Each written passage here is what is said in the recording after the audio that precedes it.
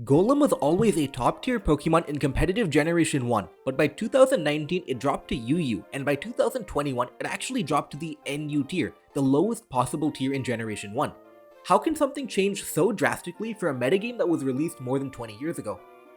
Golem and Rhydon compete for a team slot. They are both powerful, bulky rock types, and even though they are weak to Blizzard, being a normal resist is a very good thing to have in a tier run by Tauros, Snorlax, and Chansey. A rock ground type's main goal is to stop electric type moves and absorb hyper beams and explosions.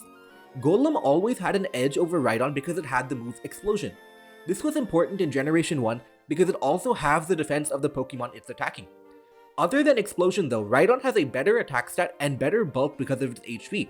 The HP stat is more than enough to compensate for its lower defense stat. But there was a small change in 2014. And if you like my content, please subscribe, it helps me out a lot and doesn't cost you anything.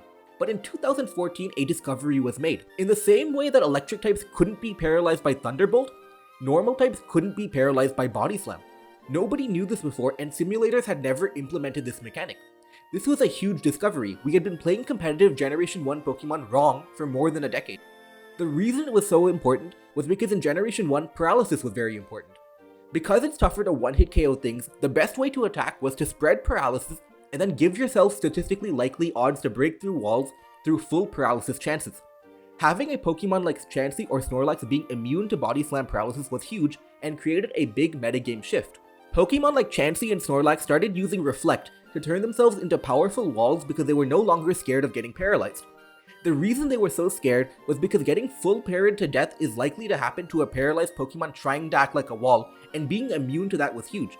Reflect normal types became extremely common. One of the important things that Golem used to do was explode on Chansey, but that doesn't KO Reflect Chansey. Also, Chansey and Snorlax were not on every team before, but after the mechanic changed, now they were. Being immune to Body Slam paralysis was that important. The metagame slowly became more and more defensive, with more exotic options being seen less and less because the opportunity cost of not using Snorlax or Chansey was too high. Because the metagame became more and more defensive, the value of staying power, of being able to last in long games, was increased. Your rock type has to hang around and deal with, for example, Zapdos in long games. It shouldn't be exploding early.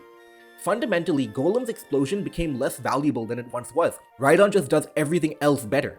As an example, Rhydon's high HP lets it set up a substitute that can live Seismic Toss, and its higher attack means it can 2-hit KO Chansey. Golem went from being a top Pokemon to a worse version of Rhydon and was dropped to the UU tier. To add insult to injury, Golem couldn't do much in the UU tier as a slow defensive rock type because UU happened to be filled with water types and strong special attackers. It was quickly dropped to NU because of that. Explosion not being valuable was a really huge deal, and that is the butterfly effect of how the Body Slam mechanic discovery somehow turned Golem from a top Pokemon into a trash Pokemon.